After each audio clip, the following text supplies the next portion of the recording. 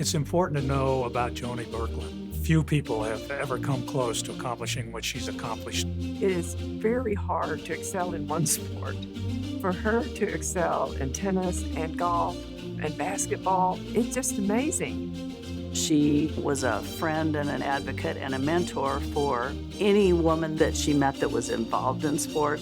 Joni wanted women to realize that they could do anything they put their mind to.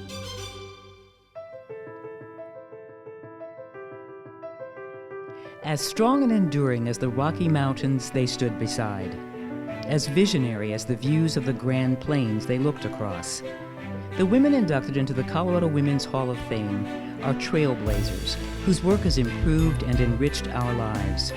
They are teachers, scientists, ranchers, leaders in business, education, religion, and the arts. Women who have been recognized for their many contributions to our state, our country, and the world. I'm Renelda Muse, and these are the stories of great Colorado women.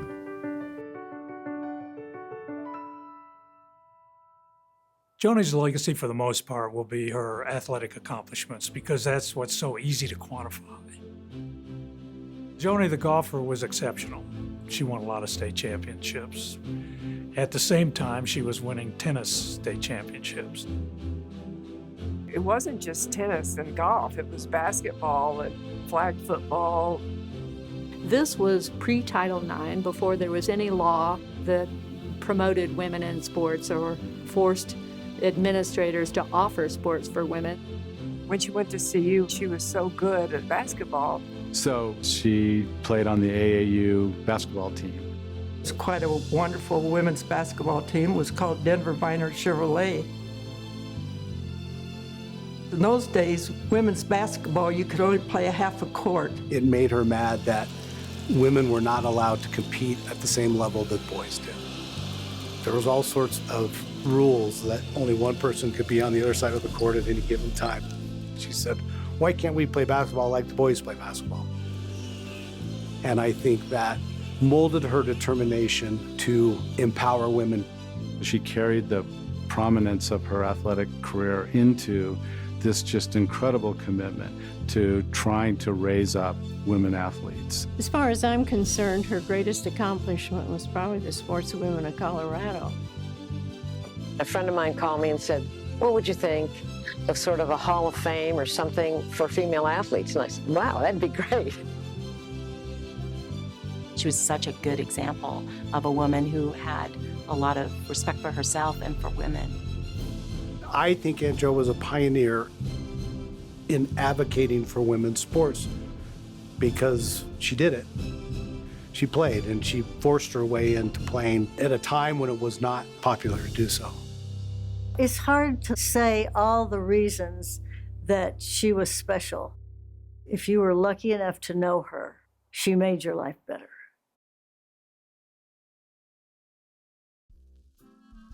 Joni was a third-generation Coloradoan.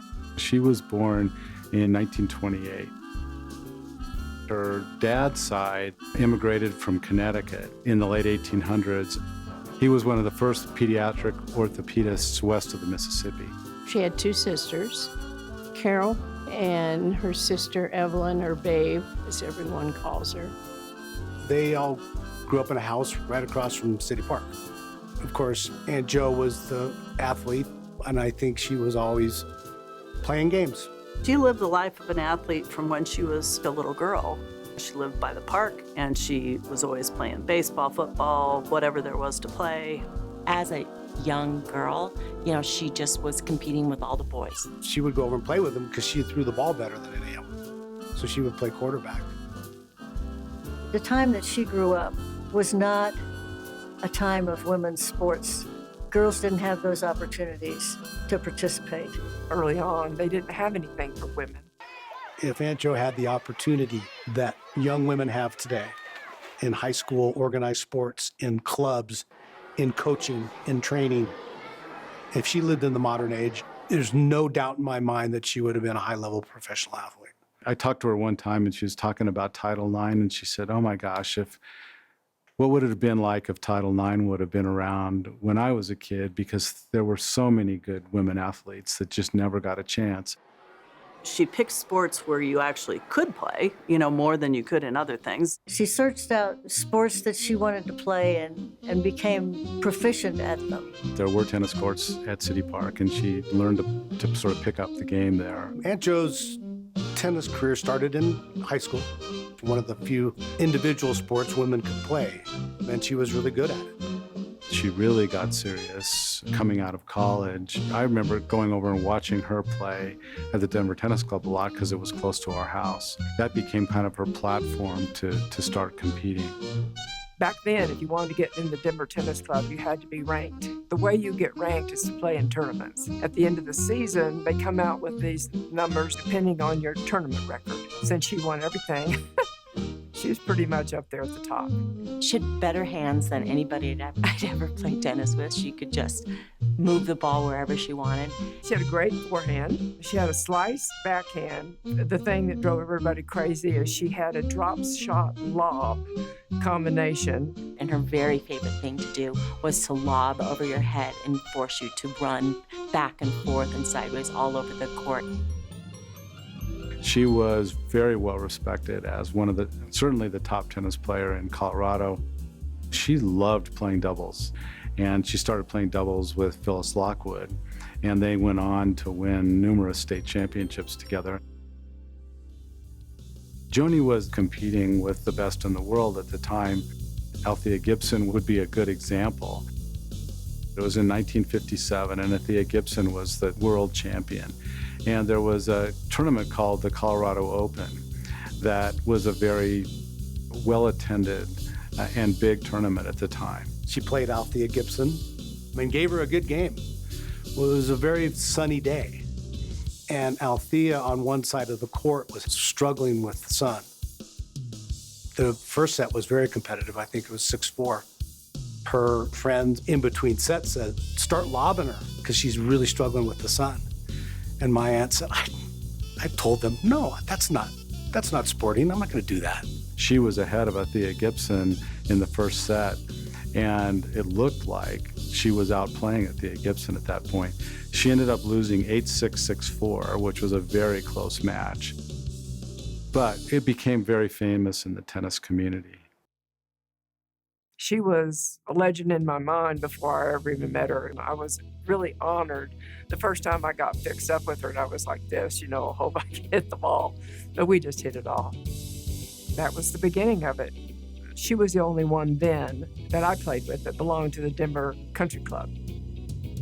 I first met Joni at Denver Country Club, where we were both members. And I met her, of course, on the golf course, and we became friends. She did not play when she was young. That she picked up golf because Orm played. She met Orm, her husband, at the very young age of 19, and I think he was the one that encouraged her to take up the game. Orm was a Navy pilot in World War II. Came back and swept Aunt Jo off of her feet. She learned to play golf to have something to do with Orm, and ended up obviously being very good at that. So basically anything that she would pick up, she would thrive at. Joni was a good athlete. Joni didn't have the fluid swing that you'd see on professionals today. She was just an athlete, and she made the ball go the way she wanted it to just by working on it and practicing and learning how to make her game work. It was in the late 50s, early 60s that she began winning tournaments. Joni, the golfer, was exceptional. In Colorado, nobody could beat her for a long, long time. Her playing record is just incredible. I think in the 60s, she won like 70 state championships, stroke play, match play. She just took her God-given talents and equipment and put it to good use and dominated everybody in Colorado for a long time. So one of the most amazing things about Joni is that she won the club championship at Denver Country Club for 30 years consecutively. And if you've ever won anything for 1 year, you know how hard it is to show up the next year with a target on your back. So imagine that for 30 years, she had a target on her back. If nobody can beat her, you become a legend.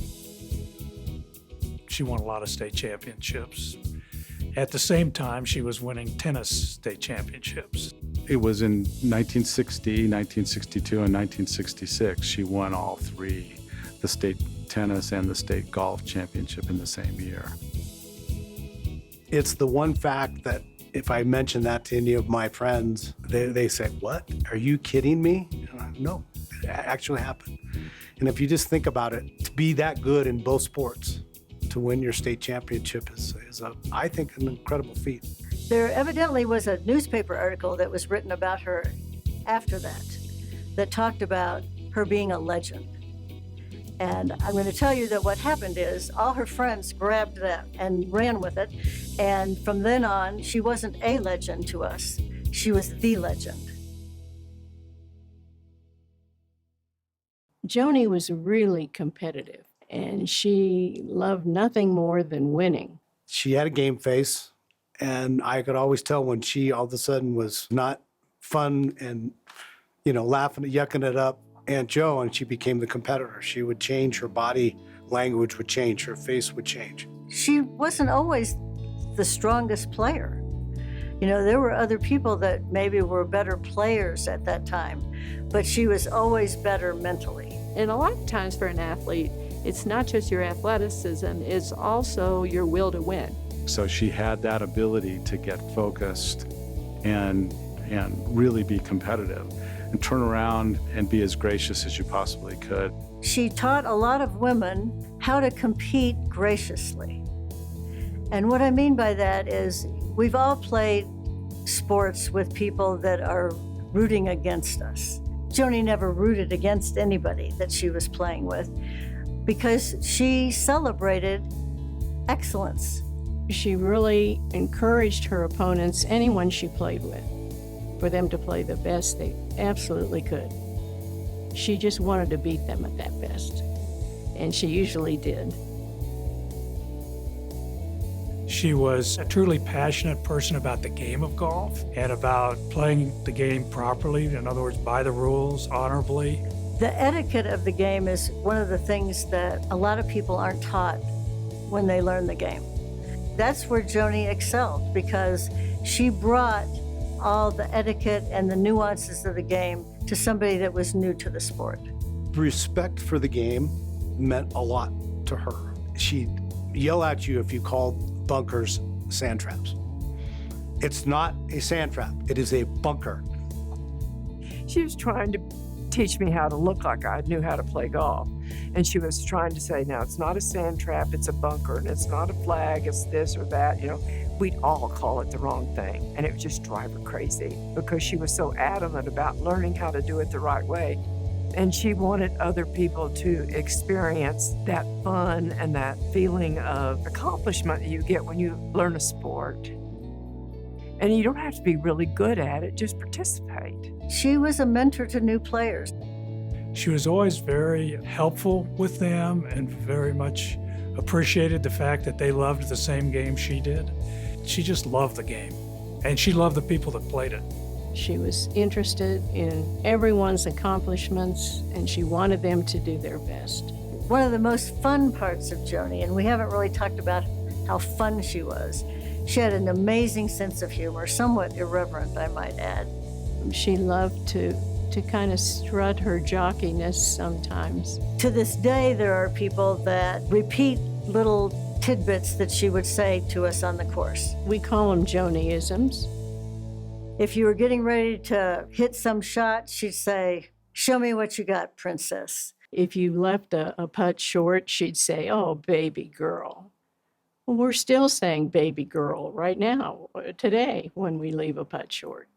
As much as Joni loved people that played golf and all her pals at Denver Country Club that played golf, they loved her as much back. And they've named their big golf tournament after her. Everyone just loves the tournament. It's the longest running women's competition other than our club championship. Originally it was called the JB Compromise, and now it's the Joan BIrkland tournament. To this day, they still have it. And I thought, how interesting is it that most of the time people get tournaments named after them after they're gone, and she had a tournament named after her while she was still alive. The club has always been appreciative and respectful of Joni's contribution to the game and to the club.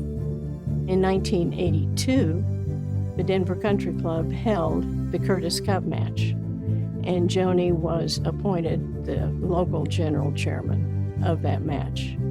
The Curtis Cup is a biennial event between 8 women that are selected, the top amateur women from the United States Golf Association, and 8 from Great Britain and Ireland. And they have a match every 2 years. The Curtis Cup was a huge deal. She was certainly right in the middle of all the organization of it. It went off great. The United States won, which made all the locals and the Denver Country Club members happy. But the members delighted in seeing these wonderful women amateur golfers from both sides of the Atlantic compete. And so it was a wonderful event for our club. And Joni was the key person putting it all together. Well, Joni was not only a player in the game, but she gave up a lot of her time as a volunteer. Joni had quite a history with the Colorado Women's Golf Association. Joni served on the board of the CWGA. She was a member of the Colorado Women's Course Rating and Handicap Committee, and she was on it for several years. And then she was asked to be on the USGA Women's Committee, which is quite an honor, actually. That there's not that many women that have that on their resume, so to speak. The United States Golf Association is the governing body for the game of golf in the United States and Mexico. There's a counterpart organization based in Scotland called the Royal and Ancient Golf Club of St. Andrews. Together, the two organizations are responsible for writing and improving the rules of golf, providing a world handicap system, administering the rules regarding equipment, and conducting national championships. She was a rules official and acted as a rules official in many tournaments. She would go to U.S. Women's Opens. She would travel the country to be at the elite women's events that were put on by the USGA. After the Curtis Cup and the way that event went under her leadership, she became a good candidate to get involved with the part of the organization that delivered those kinds of championships and matches, which would have meant she was responsible for the U.S. Women's Amateur, the Women's Senior Amateur, the U.S. Women's Open. So Joni's responsibility as chairman of the Women's Committee was both a high honor for her and an important responsibility for the organization. I think she would say that that's her proudest accomplishment. That probably neck and neck with the Sportswomen of Colorado. After her competitive days were over, it was back to this idea that said, I am going to lift women athletes up, get them recognized, get them the resources that they need. She put her heart and soul into that. Joni founded the Sportswomen of Colorado, and it was important to her. The mission of Sportswomen of Colorado is to promote, honor, and empower girls and women in sport. It was incredibly important for her to support women. You think about it, she started long before Title IX. When Title IX came along, she was thrilled that women now could have team sports to play in college. And then all of a sudden, the high schools were feeding college teams and promoting team sports. She was thrilled about that and did everything she could to support it and to be a voice for that. I think she was pretty impatient with the lack of recognition that the women were getting in playing their sports. And she set up this Sportswomen in the mid-70s. The first thing we do, which will be obvious, is to honor the top athletes in the state. But we also try to honor the contributors to athletics, the coaches, the leaders. We give awards for the most inspirational performance, the most courageous performance. In so doing, we're trying to call attention to women's athletics and get women to participate in all forms of athletics from a very young age throughout their lifetime. What she wanted was an arena where women who excelled in sports could be celebrated, and it has grown to be an unbelievable event. They would have an award ceremony every year They would pick a keynote speaker, and they would honor one very special athlete, got the big award, but they had many awards that they gave out. We have been recognizing women who have been leaders for Sportswomen of Colorado in the early years. These significant leaders include people like Joan BIrkland. I went to several of the dinners, and they were fantastic. And she really gathered huge crowds of people that were supporting women athletes. But it was unbelievable the amount of skilled, athletic women that were honored at that banquet. It was very moving, you know, to have these women being recognized. And I think that anybody that went to those banquets came away with a greater appreciation for women in sports. And I think that's what Joni was all about. What Sportswomen does is it brings us all together, and you realize that there are women that are accomplishing things that I didn't even know were possible. The organization gave her the chance to be able to recognize and promote sports and what it does for women at all ages. I think she got a real kick out of, finding the 80-year-old woman that was doing some sort of an ultra marathon, that kind of thing, to be able to show that there's all kinds of opportunity for women in sport for your whole life, and what it can do to help you get over obstacles, gives you strength to be able to, find power in the rest of your life. I think that for her was what the organization did and still does. Joni's later years, she still really enjoyed watching sports versus being involved in them. Women's basketball was her pet project. She was passionate about basketball and supported the CU women's team. She went to a lot of those games.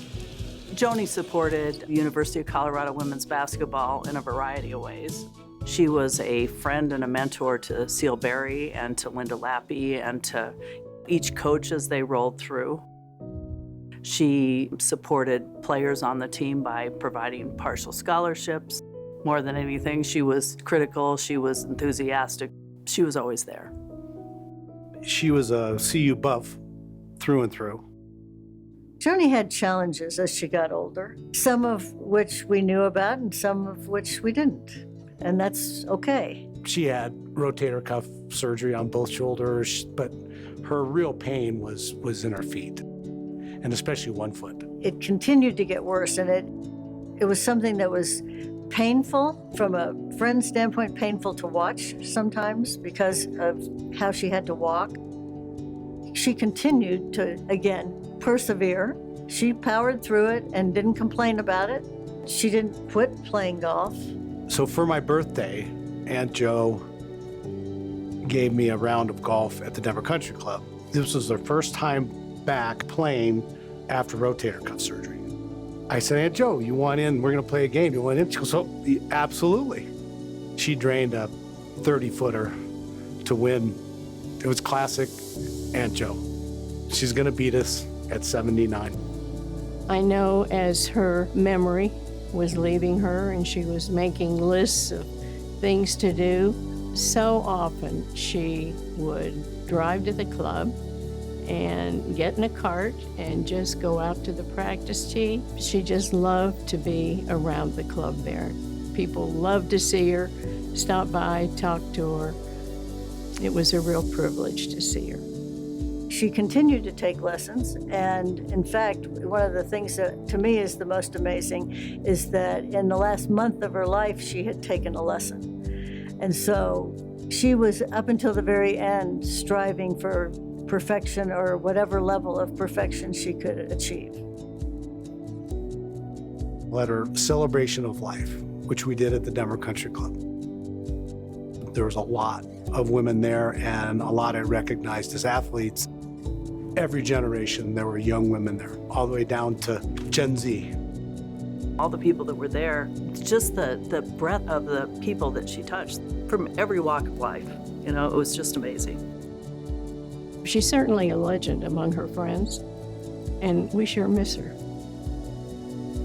When you start talking about what's somebody's greatest accomplishment, with respect to Joni, the first thing you would go to would be, look how many Hall of Fames she's in.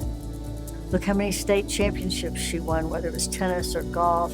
As she looked back on her career and on her life, I know that those meant a lot to her.